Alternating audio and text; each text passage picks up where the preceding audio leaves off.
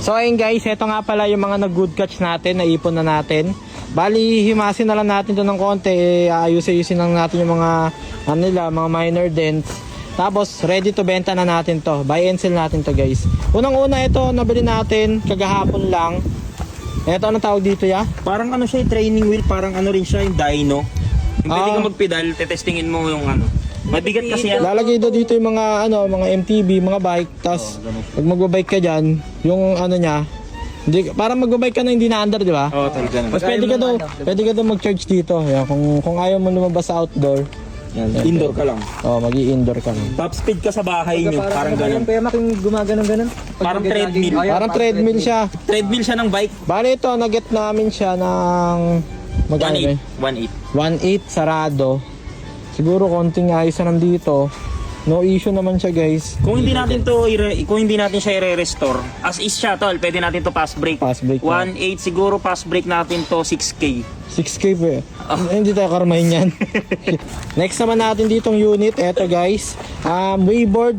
2004 model. Bagong-bago pa. Sariwa pa ko yun. No? Sariwang sariwa to tol. Oh. Ito nabili natin Makinis to. pa gulong. Makinis pa. Nabili natin to 200 to.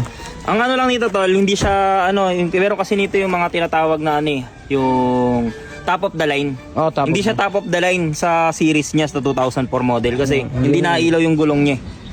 Tapos ito tol, kung titignan nyo, suriin mo. Halata naman na 2 beses pa lang nagamit to, di ba?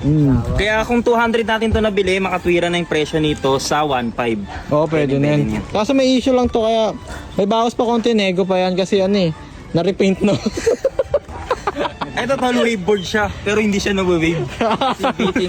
Running condition to tol. Condition pa yan. Dito tayo sa kailangan to tayo. Test drive. Ayun no. Yun. Ayun no. Makikita nyo, walang kalampag, no kalampag. Ayan, smooth yung takbo niya. Okay siya, goods siya, goods. Kailangan lang dito naka-helmet kayo, yun talaga. Saka malamig aircon, malamig Ayan, sa mga gustong kumuha na ito, PM nyo lang kami guys. PM nyo lang kami. Get nyo na. Ayan guys, possible buyer natin si Kuya. Test drive. Ayun o, sabi sa inyo, smooth manakbo, walang kalampag, walang tunog, ayun o. Maganda yung ano niya yun. Walang usok, nakamapler na rin yan. Ayun o, Kuya, aksidente mo. Si Kuya, layo no. Feeling inner child si Kuya. Ano yan, mukhang kukunin na to, mukhang kukunin na no? Ano yan, kukunin daw ya? Putol kasi di na siya lugi dito. Oo, no issue yan. No issue. Pag-usapan na lang ya. Ano yan, kukunin yan ya? Si boss, alta ko 2K. Pwede. Swap sa motor mo ya. Tasad ka pa 2K. Parang talo tayo to, may basag. Oh, may crack. Tsaka gusto namin may sidecar eh. Sige, pass tayo no? Marami yan, tensya na yan.